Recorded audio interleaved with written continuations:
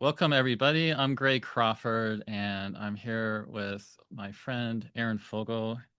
He's one of my favorite astrologers to talk to you about the full moon in Aries that's about to happen. We are in Santa Fe, New Mexico right now, which you may be able to tell from our background. We both just presented yesterday at the first ever Living Astrologies conference, which was a really Yeah, pretty amazing experience. yeah, it's been very special here so far. And this is only day two. So, Yeah, we're only in day two.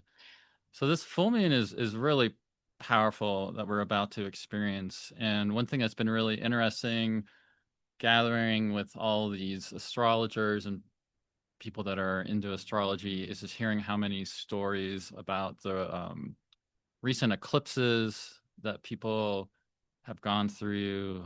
Both of us in different ways have had our own eclipse initiation yeah. experiences and adversity we have had to work our way through. So, I mean, one of the things just at the outset about this full moon that makes me think about is that it's really bringing all these matters to a head and illuminating all these storylines that are streaming out of this really intense eclipse season, which began with a lunar eclipse in Pisces, I think September 7th, which was really powerful because Saturn had recently come back to Pisces.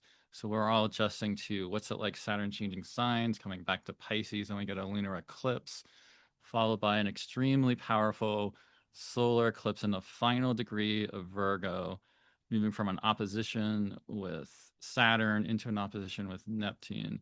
So that solar eclipse was dramatically setting off the Saturn and Neptune conjunction. And then we immediately went into the equinox, which is the whole new cardinal, start to a new season. And now we have this full moon in Aries, this fiery cardinal sign, really Hmm. bringing in a lot of events coming in and Hmm. lots of movement Yeah. happening. What are some of the things that it makes you think of relating to Aries and Yeah. this full moon following the eclipses? Like as you're describing that, it's making me think that in a way this has set us up for the feeling of the Saturn Neptune conjunction that is coming. Um, because we had that second eclipse opposing Saturn from that last degree of Virgo. So there was a real emphasis on Saturn's final time here in Pisces, but this full moon will be in the sign of Aries, and so it is almost like a bridge from um, that space into this new Aries energy space that we'll be entering with Saturn and Neptune in the winter. But something that we were talking about earlier with Aries that I've been thinking about a lot is like themes around initiation as the first sign in the zodiac. It initiates, or it is in a way the beginning. And so it makes me think of people picking up the pieces after this eclipse season, which really did feel particularly intense. I don't know a single person who did not have a wild time during the eclipse season, like particularly so. And so to me, there's a feeling with the Aries full moon of having to reinitiate and re-begin after whatever process unfolded during the eclipses. Yeah, and one thing I do think is hopeful about this full moon coming up, which does also connect in some ways back to these previous eclipses, because although they had some difficult aspects, the Pisces lunar eclipse had mutual reception going on with a trine with Jupiter in Mhm. Cancer, and similarly, that eclipse wasn't. I didn't feel quite as. In some cases, it was more dramatic for some people, depending on your life. But the that next solar eclipse seemed to be the one that brought in a lot more unexpected disarray to people. But even that next solar eclipse was moving from away from a wide sextile with Jupiter and Cancer. And this full moon in Aries, the main aspect is that the full moon is applying to a square with Jupiter and Cancer, which is a square, but it's also a major aspect to Jupiter. an exalted Jupiter. Um, and so I am hopeful about that. I do think there's something about an initiation into picking up the pieces, like you were saying, and getting a lot of forward Aries movement, but that there's hopefully some kind of deeper meaning that in some way is coming out of these eclipses and starting to get a better understanding for what's been changed or shaken up and how can you move forward. Of course, Aries is a sign that brings up images of being on a great quest or seeking something kind of off over Mm. the distant horizon that you're sort of um, feeling very sort of instinctually ready to just kind of embark and take action and just kind of strike out towards, which Jupiter can have that quality too in terms of needing to trust in that kind of like faith that's that you can just kind of make that forward movement or take that risk forward and things can work out. I think you were mentioning in your workshop that some ideas about Jupiter came up with that Yeah. for people. I was actually just thinking that as you were describing that in my workshop yesterday, we were working with the houses and we were taking the journey of diurnal motion around the wheel of the houses, but also incorporating the planetary joys. So when we got to the 11th house, and in that space, also inviting in Jupiter, it was really interesting to hear a lot of people reflecting on um, a process around trust or starting to understand the trust that Jupiter both offers us and also requires of us. And so it does kind of have that feeling and the aspect, and maybe that's the square between them. The full moon in Aries squaring Jupiter in Cancer, and saying, okay, there's a certain amount of trust that's required here in order to reinitiate again after the last month or so. And there's some support that we have from Jupiter as a result of the applying square, but there's also a little bit of discomfort there in the square that we may or may not actually feel that trust. And I find that with Aries, it's like you often have to do things before you're ready. Or it's like you react before thinking, you do before readiness, you execute without a plan. So there's a tremendous amount of trust required in all of those things, that maybe speaks to the square between them. Yeah, there's something about Aries just taking action. Maybe you do have a plan, maybe you've thought about it a lot, but even if it doesn't seem like everything's totally there or you're fully ready, Mm-hmm. you do it and you step on that stage or you take that forward movement or action. So also being this cardinal sign of signifying, fast moving events and being that fire sign and fire sign of Mars, seems like this will be a very busy, active, lots of things happening.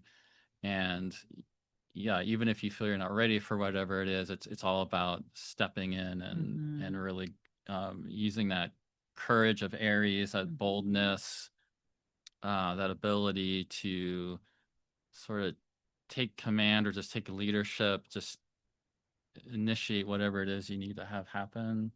Yeah, like in a way, initiation is a risk, even though we don't often choose initiation. I think initiation is something that is constantly happening in our lives, often not by choice, but there's always an aspect of risk involved because it's inherently about some kind of process of change or something being interrupted, to reinitiate into the new or the next thing. So there's always going to be something risky about that, even if it wasn't a process that we chose, which is probably the feeling coming out of the eclipses too. There's often a sort of fatedness to the events of eclipses, or it's not where we thought we were going, or it's not what we necessarily would have chosen ourselves, but there it is. And we have to kind of confront or take the risk anyways. Yeah, and you were even saying something earlier that also came about through your workshop So again, you were leading people through sort of like a diurnal rotation Mhm. of exploring the meaning of each house in the I believe you started with the eighth house, right? You Mhm. kind of you led people through a descent Yeah. down, but you were talking about how it seemed to come through with you and other people in the workshop that every day the planets are going through these initiations Mhm. as far as uh, being visible, coming over the horizon, with Mhm. the ones that are visible at night. I guess Yeah. I should say, but they all have these. They're all going through that motion. And one of the things about this full moon that's also interesting is as we're coming into it, and actually as you and I are talking right now, the Mhm. planet Mercury is at one of its crucial initiation stages of its solar cycle. And that Mercury has recently been moving really fast in Libra, and but has been too close to the sun to be visible.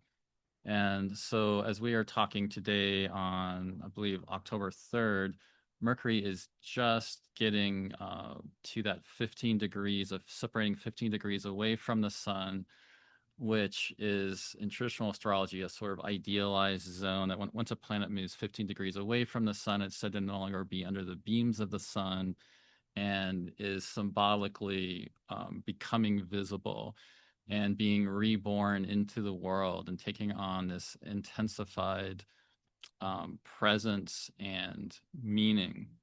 And so we are coming into this full moon with this very intensified Mercury who is emerging into visibility with this important message. Now, by the time we get to the full moon, Mhm. Mercury will have just come into Scorpio, which we'll talk a little bit more about. But as we're recording this today, and something that all of you might be feeling into as we're coming into this full moon, is the fact that as Mercury is becoming visible right now, Mercury is moving away from a square with Jupiter. And just earlier today, Mercury formed an exact opposition with Chiron. And so there's this really interesting movement that Mercury is becoming visible, activating Jupiter and Chiron before coming into Scorpio, which is set off by the full moon. Um, but there's something then about something that just to me really that's all very technical astrology jargon, but the meaning of that is that there's a really important message coming through right now. And listening to Hermes, listening to Mercury, signs, dreams, synchronicities, things are coming forward now that are emerging out of this past period that involved the eclipses, because Mercury was moving through the underworld, being invisible during the eclipses, was kind of caught up in the eclipses, was ruling one of the eclipses, and now is coming out with this message that involves something with Chiron, Mhm. and so and Jupiter. The full moon is going to be in the same sign as Chiron. So there is an important Chiron piece to all of this that's also, I feel like, being really stirred up and activated as we come into the full moon. And the full moon will essentially be illuminating Chiron and Aries at the same time. So some things that this would just bring up for me would be it could be our own personal wounds. It can definitely speak to work issues with ancestors, family issues, and older wounding patterns that we're kind of working out and getting important information about. But also, Chiron can definitely be this mentorship quality of important mentors, mentoring, and sort of experiences. Chiron can be working through wounding experiences, but it can also be experiences that are in this very kind of Aries way. You're sort of having to work your way through resiliently through this challenge or adversity, or kind of it's kind of helping you go to this next level, this next stage of what are you really here to do and contribute to the world. Does Yeah. that make sense? Does it Yeah. make you think of anything related to that? Oh, yeah. There's a lot in there. Like, even just thinking about the themes around this full moon of like you said, what's happening with Mercury, and it's emerging from the beams. So it's coming into some kind of emergence or visibility out of its time of darkness that it's been in, or this sort of underworld like time with the sun where it's not visible.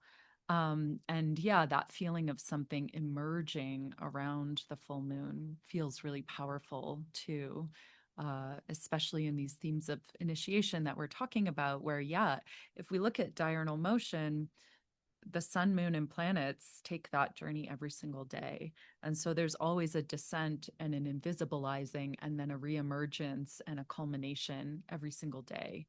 Um, and so these are processes that are constantly unfolding in our lives, but we're not necessarily in relationship with that experientially. And for the most part, I think it's pretty well human nature to resist the descent, to Hmm. like, resist the initiation of it, and to want to sustain maybe what it feels like to be in the 11th or the 10th houses. So yeah, there's something about what's emerging now as we've been in this more underworldly time, coming out of that, and something starting to come into visibility, or the full moon is always this feeling of culmination.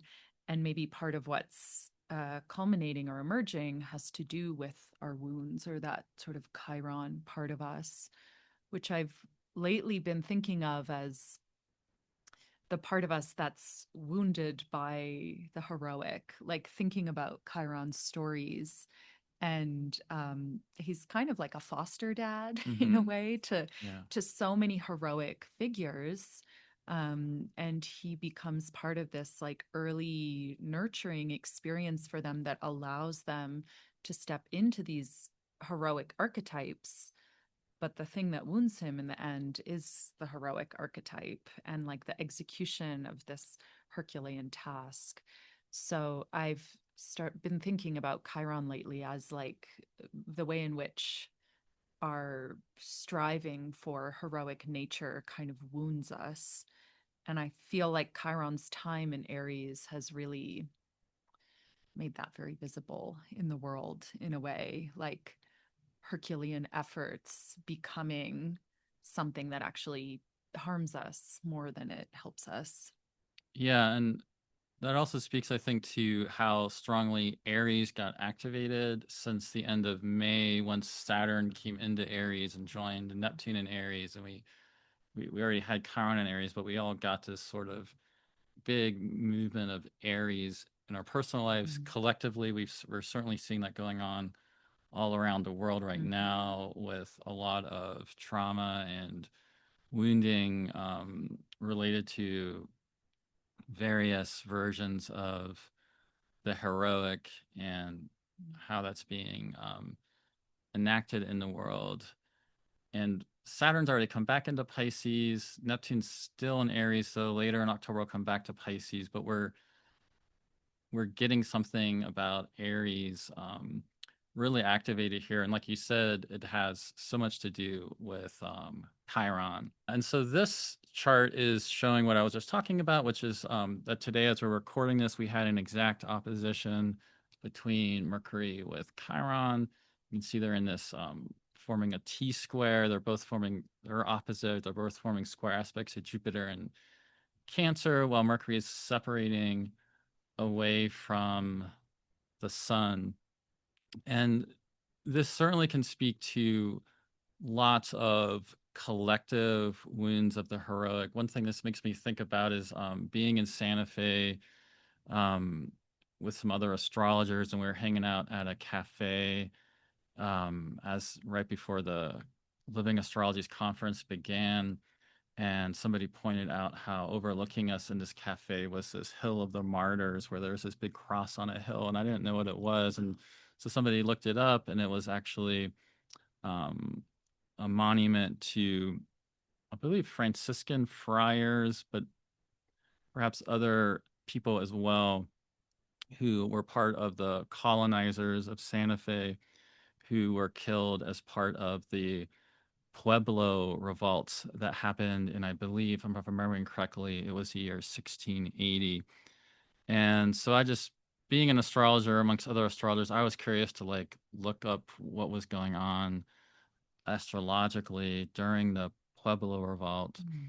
And we are essentially in a very close to almost exact Chiron return right now, to that Pueblo Revolt. Chiron at that time was, like, if I remember right, it was about 22 Aries, and Uranus was like about 19 to 20 Aries. So it was also kind of like a Chiron and Uranus in Aries. But it was just Mm. making me think, because a lot of us are all coming to Santa Fe. Like, you've never been to Santa Fe before. And our friend Jason Hawley, he's organized a conference, as well as other people have talked a lot about the context of Santa Fe and just Mhm. us being here and being welcomed by the land here, Mhm. but also the context of the incredible grief of the Pueblo people here, Mhm. across time. And so that's just one example out of many of things that are just, there's just Mm. so many collective past wounding and conflicts that are so active all around the world right now that, collectively there seems something here about Mercury really coming in, um, becoming visible, opposing Chiron. Is just bringing this to light in some way. It doesn't mean it's going to be easy things. Mercury, though, in Libra definitely makes me think about a sense of, justice in some ways, and injustices. So, in many ways, injustices coming to light, at this time. And personally, it makes me think of just like how to bring a greater sense of justice and balance and relational partnering and partnership, better balancing and adjustment to whatever's been going on Mhm. relationally during the eclipses. Yeah. Anything else that makes you think of? Yeah. It's interesting how in these couple days, like both this T square that's forming with Mercury, and then immediately after the full moon, are both highlighting this ongoing square between Jupiter and Chiron Mm-hmm. that's already there and is like kind of a defining feature of the year in a way, because they're in that square for quite a while. So it does really feel like uh, this sense that with Jupiter and Chiron, like there's not enough care in the world for all the hurt that's there.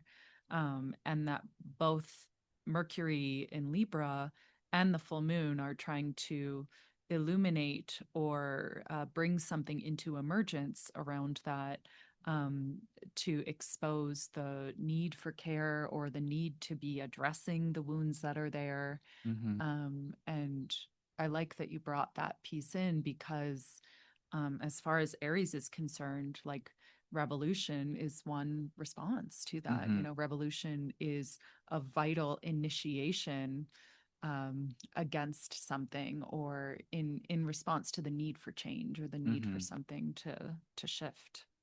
And one thing about revolution that also makes me think of is, so when we came into this, after that recent solar eclipse, we had the Libra equinox. And so this is the first full moon following the recent equinox. And one of the defining features of the season we're in now that was initiated by the equinox was Mars and Scorpio forming a square aspect to Pluto and Aquarius. Now, as we come into this full moon, we're separating away from it, but the full moon's in Aries, the sign of Mars and Scorpio. But what's really pronounced about this activation of Pluto, first by Mars squaring it. When we get to the full moon, we'll see Mercury is going to be in Scorpio, activating Pluto and Aquarius. Is that Pluto is out of bounds in southern declination right now. Mm. And my first astrology teacher, Rosie Finn, has published this book called Persephone's Revolution. I earlier did a YouTube video interviewing her about this, and she's shown across huge periods of time. She goes thousands of years into BC in her research. That when Pluto is extremely out of bounds in southern declination, like we are experiencing right now, there's much more of a manifestation of popular revolts and revolutions, and more of a tendency of people reclaiming their power, in contrast to when Pluto is out of bounds in northern declination, which the last time that happened was during World War II, and that tends to correlate more with extreme abuses of power being taken over the people. And that element of Pluto being out of bounds, because it was basically in that window, in that time period of these eclipses. The eclipses actually timed with Pluto moving out of bounds in declination, and that's just been an element that to me is just made the eclipse season much more extreme. And we are already seeing, like you were just Mm. mentioning, there's just a number of revolutions and people protesting and Mhm. people taking to the streets more already. And I think there's more of that coming likely. And Oh, even yeah. this full moon could definitely be activating it.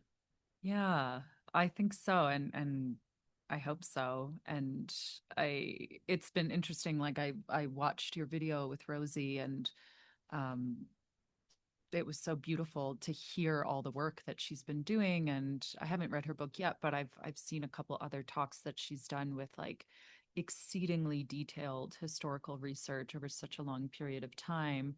And it feels like what she's spoken about for this time that we've now entered with Pluto in its southern declination and the kind of revolution that happens. I feel that there is a quickening around that. Like Mhm. there is something culminating or something being initiated or something emerging from the underworld, which is part of revolution. And I find that revolution happens often in the worst of times, under the most oppression, is when people rise up against it. So I do feel like that's part of what we're already in. And then, likely some of what we'll see in the full moon for sure. Yeah, and another interesting element of this, at the same time, Mercury is intensified, becoming visible right now, is that the asteroid Pallas Athena, as we're recording this right now, is simultaneously stationing direct. And so, not long before the full moon in Aries, we have Pallas Athena stationing direct, just as Mars in Scorpio, the ruler of the full moon, is moving away from a square with Pallas Athena. She's also stationing direct pretty close to Pluto. And so I wanted to bring this up because I actually think it's very meaningful due to this Mars square Pluto being sort of a theme that's like this whole season that we're in. It's very active with this full moon, with Mercury's going to come into Scorpio and square Pluto. And I also want to bring it up because I know at the astrology conference in England, what is it called? The association Oh, yeah, the Astrological Association conference, the AAC. in the Yeah, United Kingdom. yeah, You've spoke recently about Pallas. You yeah, gave a talk there about Pallas Athena, right? yeah. And I also find Pallas Athena very meaningful. Yeah, so I'm just curious, based upon your research and work with Pallas Athena, what does this make you think of, that she's very alive, like she has something to say really at this full moon, Mhm. because she is stationing with the full moon, involved with some of the key aspects of the full moon. Yeah, and what we were just touching on actually makes me think of something additional to the way I've been thinking about Pallas's involvement in this time and this moon, um, which is that she never goes to war without purpose. Like Hmm. Pallas Athena is really thought of as like a warrior goddess and often associated with her love of battle.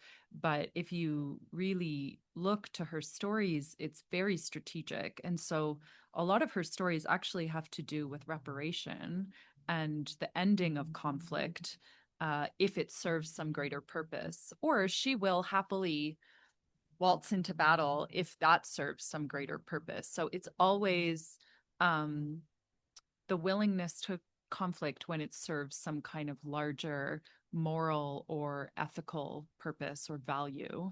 And that feels extremely relevant to this time. Like the value of intentionally generating and engaging conflict if that conflict has the potential for some kind of larger restoration or resolution in the long run. So that feels really relevant. But also, a lot of the work that I've been doing with her in the past year has to do with her intergenerational conflict resolution as Yeah. well. So kind of intergenerational family patterns. Yeah, yeah. Yeah. How do you see her involved in that? Well, there's a long family history, if you look at the lineage before her, of the children overthrowing the parents, essentially, or the sons overthrowing the fathers, really. And before her birth, there is also a prophecy that Zeus will be overpowered by one of his children as well. But there's a lot in her story that shows that instead of following through with that cycle, she instead actually builds closeness with him, and they end up becoming uniquely close and often working together. And she's one of the only ones who's kind of like allowed to advise him, if Yeah, she can anything. get his ear and Yeah, make him do something yeah, different. yeah. Yeah, and you're right. The strategy and being very strategic with the use of conflict when necessary, or the use of just action, strategic action, I think also speaks to Mars and Scorpio in general, Mhm. who is the lord of this full moon, which is a little bit. Aries can have that, but Aries can also just like Yeah. go without thinking. Yes. And Mars and Scorpio is going to be more strategic. It's going to be thinking more about long-term implications, playing a bit more of that long game, being the fixed sign of Scorpio. But one of the things I really love how you work with Pallas Athena in that way is that when I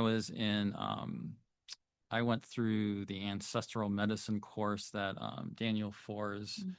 teaches, and there was a talk one time that Daniel Foors was giving, where he was speaking about um, Pallas Athena as an image of how cultures and with colonization, how there can be a swallowing, like a Mhm. colonizer coming in and swallowing um, a certain culture in a way by overtaking them and trying to get people to assimilate into their culture. But similar to how you're just talking, Pallas Athena can she can shift to Zeus. She can make Zeus do Mhm. something different. Yeah. That culture is then transformed from within uh, by in this case Pallas Athena. But we're also thinking, because in her story, of course, her mother is Metis, Mhm. who is this cunning wisdom. And that cunning wisdom of Metis is the exact antidote to the Saturn Neptune time periods we're living in. And of course, Athena is also an antidote. She's one of the people that come to mind for me of how do you get through these Neptunian experiences. Mhm. She's happy to be strategically deceptive, Yeah. always for a reason. She will lie. She can be very cunning. She can like Mhm. shapeshift, but it's always for a reason. Mhm. It's a part of a larger purpose. And this but there's even something, so we can think about this with our own family patterns, I think, coming up. We can think about this all around the world with various indigenous communities and so forth. I think also collectively, and what's going on with different world powers. I guess personally, though, um, it definitely makes me think the combination of that and what you're speaking of with the intergenerational family patterns, and then we also have this big Chiron activation, which we can, the full moon in Aries is in the same sign of Chiron. I do think there's probably some, as part of all that's coming up right now, there's some deep issues of within family patterns, intergenerational patterns that are Mhm. really coming up that are part of probably of an important piece of whatever Mhm. you're personally dealing with, Mhm. things that go back to your ancestors, which can always be, sometimes there are challenges that you're facing relating to the ancestors, but then at the same time, there can be great gifts and blessings that are sort of encoded within that same pattern that are ready to come forward, and the ancestors want you to bring that forward, right? Mm. To sort of do that on reparation. So it makes me feel like that's something that's very alive Mm. with this full moon. Yeah, I really like that because that swallowing piece feels so important for Pallas Athena, um, because that is the intergenerational cycle. There's a pattern of the father swallowing the son, and even Zeus's response is to swallow Metis so that Athena can't be born. Yeah, thank you for saying. 'Cause I realized I forgot to. I started talking about No, Metis, I know, and I forgot to say that. Yeah, but I point is that yeah, Metis swallowed her mother. yeah, yeah, That's why she's yeah, and exactly. she Yeah, yeah that's she's why she born comes out of his anyways, head. Yeah. which is such a powerful symbol for where we are right now, that there is still this um response of the powers swallowing the people, Right. which is an intergenerational issue. Like, if Mm-hmm. you look at the genocide and the war that's happening, those are intergenerational issues that are happening. And there's still this impulse for the people to be swallowed, or the vulnerable people to be swallowed, the children to be swallowed.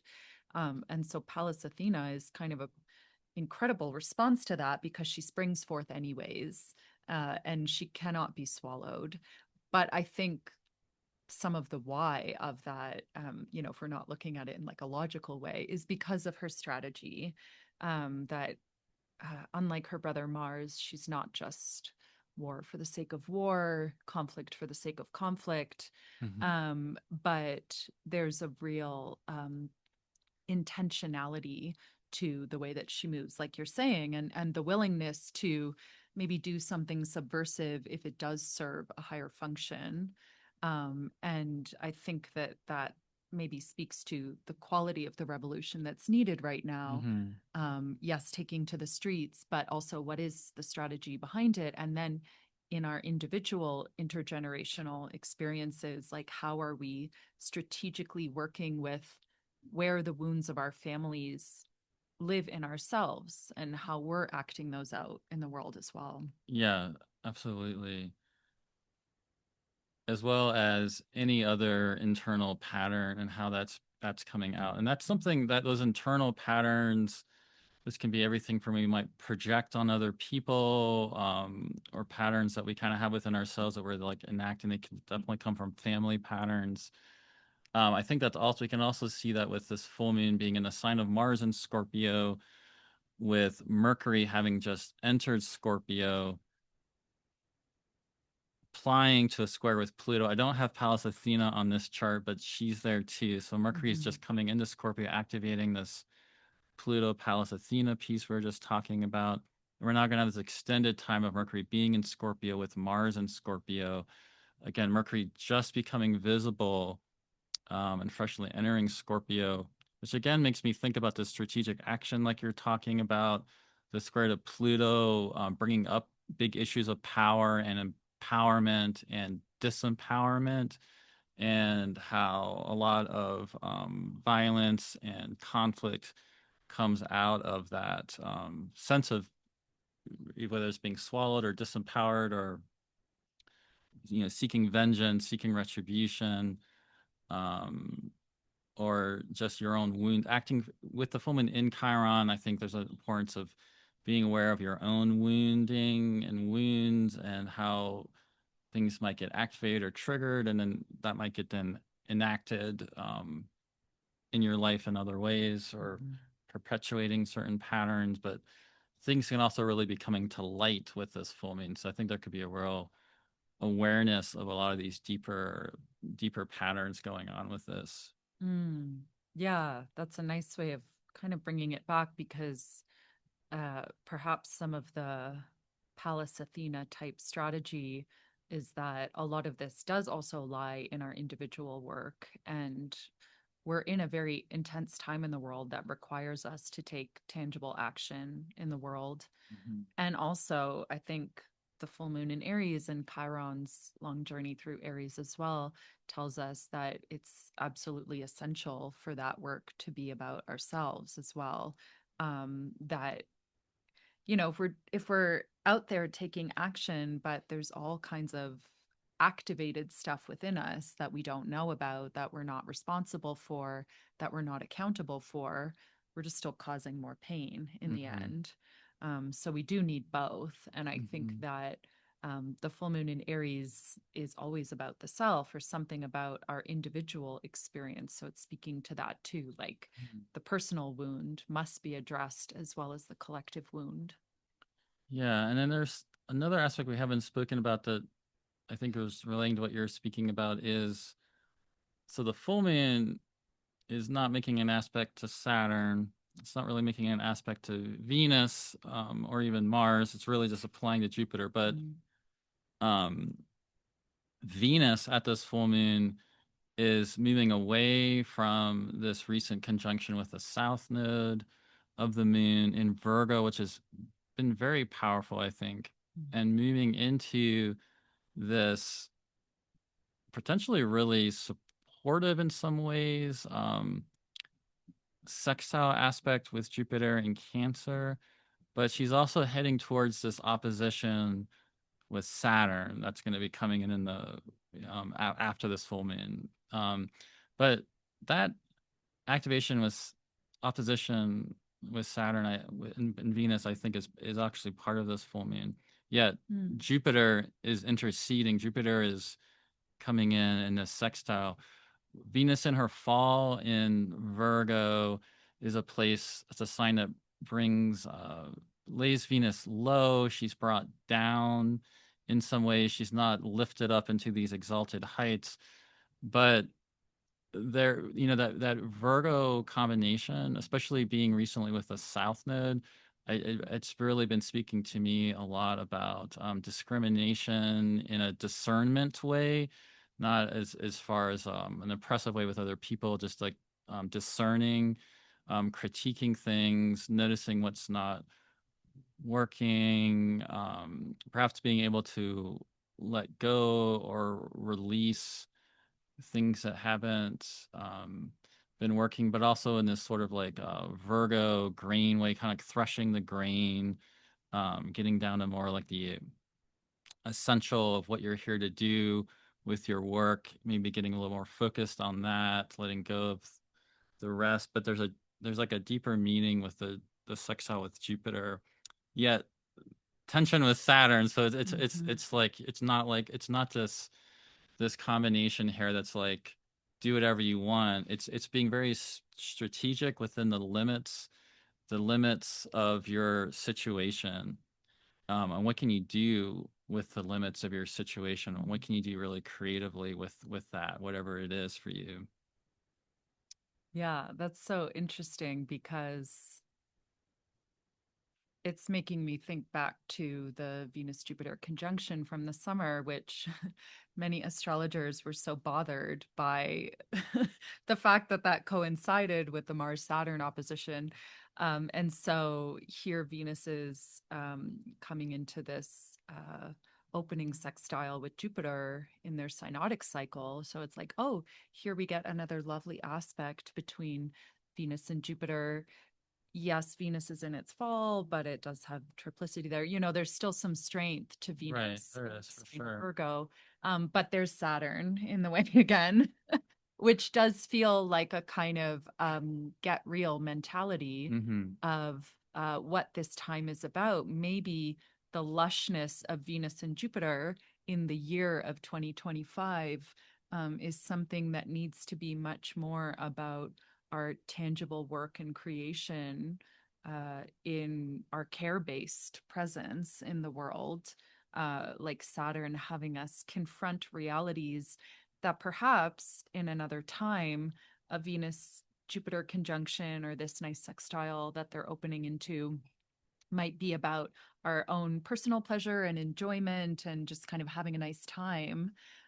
But I feel that Saturn is making sure that in this time, our pleasure and our joy is not disconnected from everything that's happening around us. And that it is also like a kind of revolution to be working with pleasure and joy in extremely difficult times, but it needs to be in relationship with what's happening rather than kind of off somewhere else. Yeah, not a total delusionary escape Yeah. from what's actually happening, but even while on one hand being aware of the grieving or the what is happening and limiting difficult, yeah, really intentionally the need to create joy and pleasure, Mm-hmm. I think is really extremely important in these time. I think that's one of the most important things about Saturn Neptune time periods. Yeah. And so there's even something about that that's making me think of the Living Astrologies conference, which we're at right now, which was this very intentional act to hold this conference at this time period, and being this conference that's already manifesting as this real extreme relationally there's just a lot of joy and community which we often experience at Mm-hmm. astrology conferences, but I would have to say this conference is more, it feels Yeah. more in that way Yeah. of community and shared joy and community than you actually experience. And even in this way of like, we're talking about some of these like cultural norms being shifted as astrologers, when we typically go to an astrology conference, we're really being asked to kind of perform and be like the expert, and we're supposed to Mm-hmm. have all these slides, and it's all being recorded, and then it's going to be sold, and we're kind of telling the Mm-hmm. audience what we have to say, and they'll be interaction and listening and sharing. But this conference is being set up in this different way where we're actually not doing any of those things, and it's intentionally being set up for all the participants to be actively involved, and we're facilitating more of a learning experience where everybody's sort of sharing in the room their own experience with the experience as facilitators Mm-hmm. that we have set up to kind Yeah. of unfold in that workshop space. In any way, as just a metaphor, I'm not sure if that's going to land for people that aren't actually here, but I'm just thinking like there's something about the, I think this is just going on right now where there's a lot of opportunities to think about how to do things differently. Because when we have all this change happening and things are falling apart and will continue to fall apart systematically, things will be rebuilt, and there can be a lot of intention to be like a lot of people, for example, at this conference have said this is the kind of conference I've always wanted to experience and hasn't ever really happened Yeah. before. And so we're in a situation right now where actually things that have never happened before can happen, in spite of all the terrible things and things falling apart that are going on. So there's something about this full moon that's very alive with that to me. And the Venus and Virgo, I think, just having a lot of discernment about what's working, what's not working, what can we do differently. Um, I personally appreciate Virgo and Venus and Virgo. Me too. Um, Probably because I'm so Piscean, it's a good counterbalance to me. Um, always course correction. Mm. Yeah, Yeah, and I think Venus in Virgo is effortful, and maybe that's part of its discomfort there.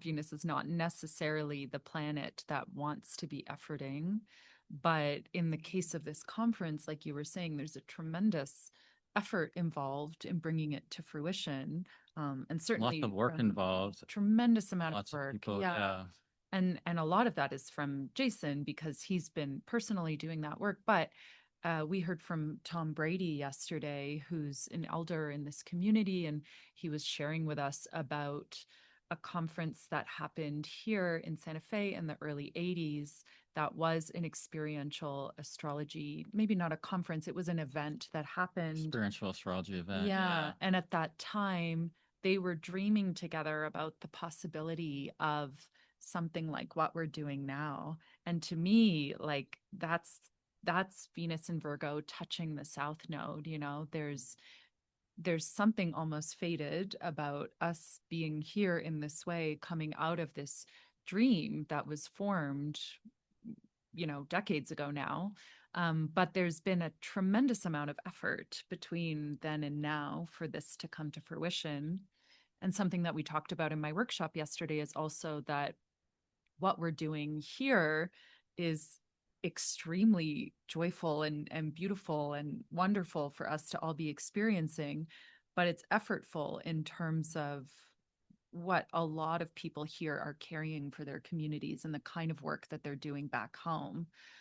So that there's a kind of candle that's being lit here that then gets brought back into the work that they do at home. So it's effortful as well. Yeah, and so I think there is something here about the full moon in Aries. It's going to be illuminated. You know, what might be coming up for an idea or something you want to work for, including with Mercury being in Scorpio, with Mars in Scorpio. It's going to take effort. It's going to take focus. It's going to take a lot of discipline. There's going to be pleasure in the purpose, but there might be things like with a Saturn opposition to Venus that, you have to get through. That's not the most, there's work involved. But through that effort and work with whatever might be going on in your life, there is some kind of really important work and change that can come through with this. And with that, even though it will involve a lot of work, there will still be opportunities to create opportunities for pleasure and joy and these experiences we associate with Venus. Later, Venus will go into Libra. There'll be a bit of a shift there with the Libra meaning.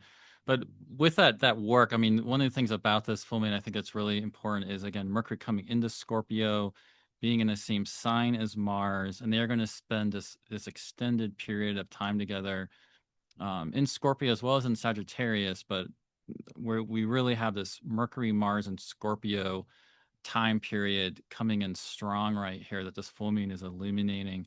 So, is there anything in addition to that sort of like focused work of Scorpio, willing to basically give everything, putting one thing I just love about Scorpio is like the passion and dedication, willing to give everything to whatever that is that's being worked on that can ultimately lead to this great transformation and change.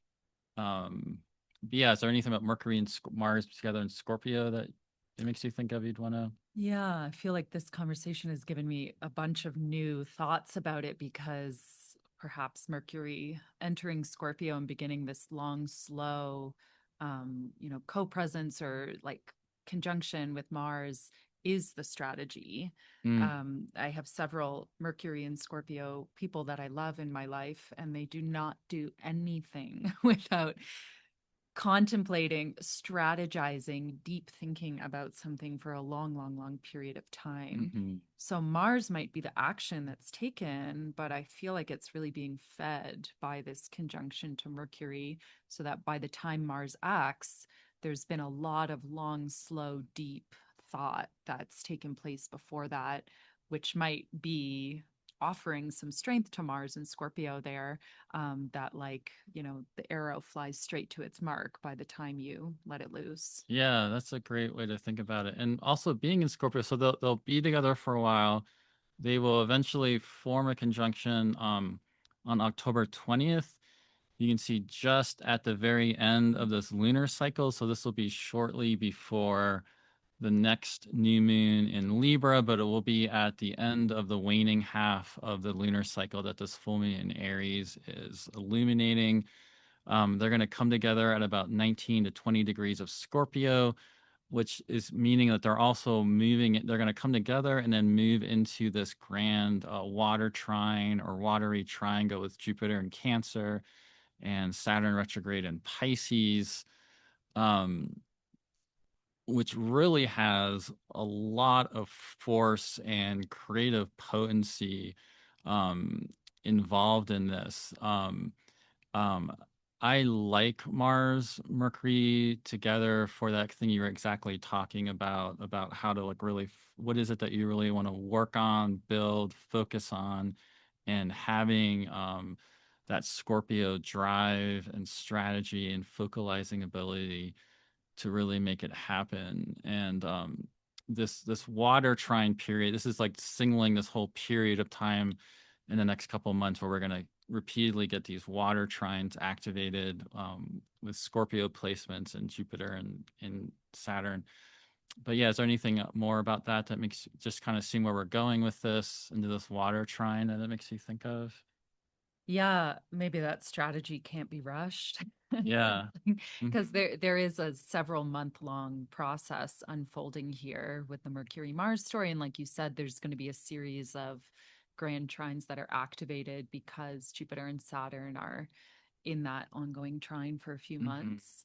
And so there's an unfolding process that can feel quite slow, I think, when we're doing something strategically rather than acting on impulse or acting reactively. Mm-hmm. So maybe this kind of speaks to the length of that process rather than it being, the way both Mercury and Mars might often act, which is quite quickly. Yeah, and lots of astrologers are quick to point out for good reason, even though trine aspects have a really positive association and meaning in astrology, what we're essentially getting with trines are this really extreme flow of energy and movement. So Mhm. things can really come through with this, and it can be a pattern just kind of running and spinning on its own. Um, and so it doesn't mean everything is going to go positive with this. It means there's something really powerful coming through involving Saturn, Jupiter, and Mars and Mercury. But personally, I do think this is actually something extremely positive to really focus on and take advantage of. And although this is still, again, at the end of this lunar cycle, this full moon is illuminating the beginning of this story. So if you can gain clarity for what do you want to do with this water trine and what do you want to really bring into your life with a change you want to, it's extremely creative. um, I think setting, getting a sense of that as we come into this full moon, I think can be really helpful when we have Saturn in the sign of Jupiter in a trine to Jupiter in Cancer. Now they don't that trine doesn't get exact because Jupiter will station retrograde before it gets there, but it's still, I mean, really positive to me because Jupiter's always working with Saturn, and there's like this sort of Saturn skeletal system that Jupiter is growing within, and Jupiter can't really go beyond Saturn's. Jupiter has to work with the limits of Saturn, but this is putting them in this real flow, harmonious relationship where with whatever is the limits, whatever is that Saturn foundation you're trying to build, Jupiter can really give this life and creative movement there. And then we got this like Scorpio extreme drive coming in, to fight, to persist, to make it happen with whatever that is. So,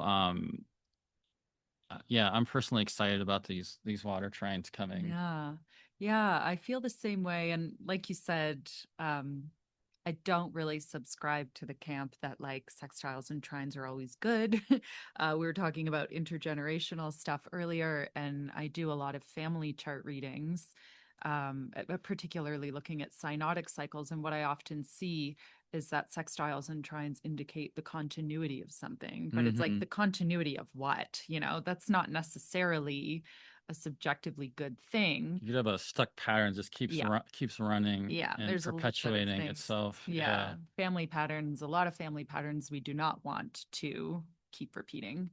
But in this context, I feel similarly to what you're saying, especially if we think about where Jupiter and Saturn are coming from, because last summer, like summer of 2024, they started this ongoing square that they were in right up until a couple months ago, Hmm. which I think really represented the difficulty of things coming to fruition in a certain way, or this sort of hard reality coming up against our hopes and dreams.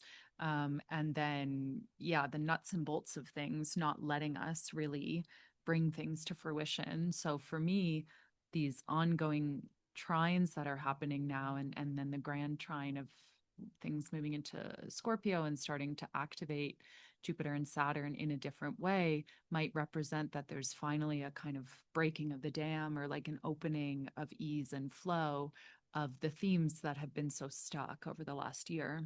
Yeah, absolutely. And then what's going to happen is, just to kind of give a little preview of where this is all headed, because this is a much bigger story. Mercury will go into Sagittarius, and then Mars will go into Sagittarius, and then Mercury will slow down and station retrograde, and they will form another conjunction over a month from now on November 12th, with Mercury retrograde in Sagittarius and Mars in Sagittarius, and then Mercury will go through a whole retrograde back into Scorpio, come back into a grand water trine with Saturn and Neptune in Pisces now, with Jupiter in Cancer.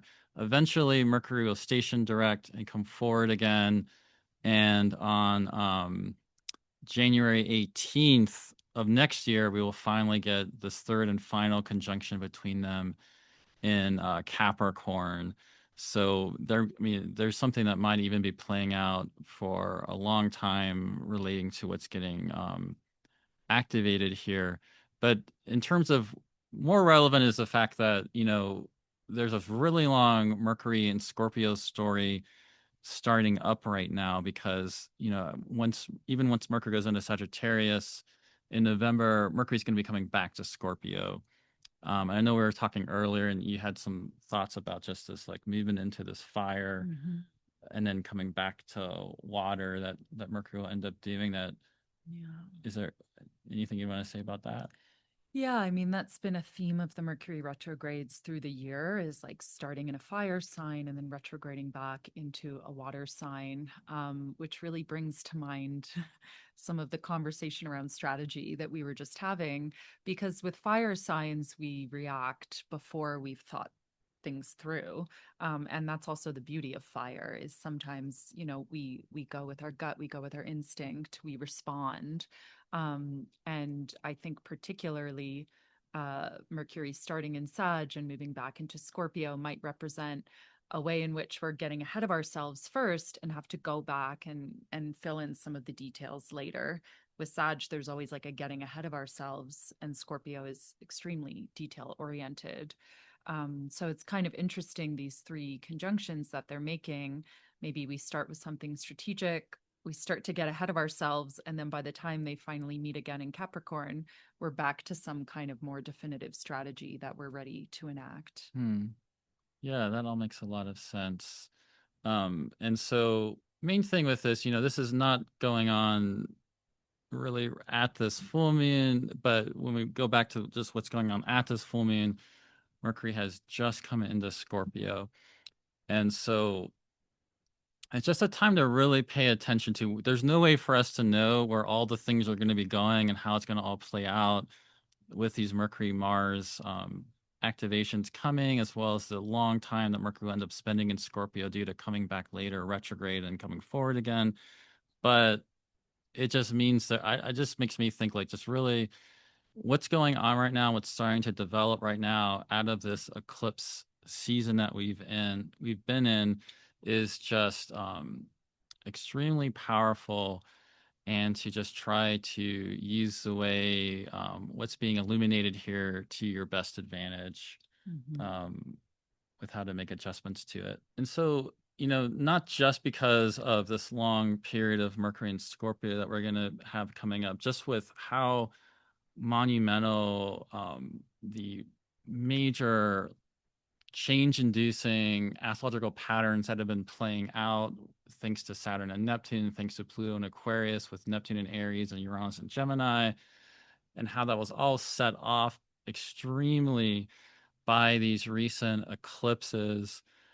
There's just incredible change in the air, and this full moon in Aries is just, I think, it's going to bring in this surge of activity and change, that's just going to really require a lot of mindfulness to be strategic with, like, Mhm. as we've been talking about. Mhm. Yeah. Any other final thoughts you have about it? Yeah, like coming back to that idea of initiation and how what's initiated in our lives is often not something that we saw coming or Hmm. not necessarily something that we would choose, Hmm. but perhaps the strategy is our response to it. And, to be actively engaging the initiatory or revolutionary processes that are happening in our personal lives and collectively.